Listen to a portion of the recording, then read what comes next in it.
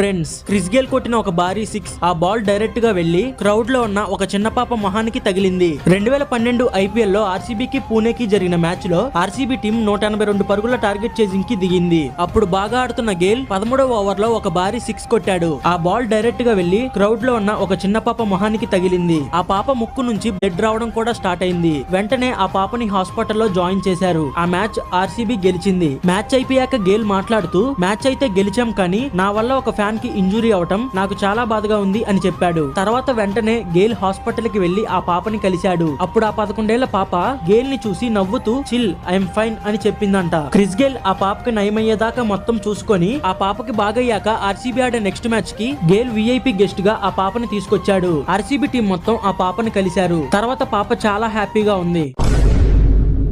Friends, Chris Gayle కొట్టిన ఒక భారీ సిక్స్ ఆ బాల్ డైరెక్ట్ గా వెళ్లి క్రౌడ్ లో ఉన్న ఒక చిన్న పాప మొహానికి తగిలింది.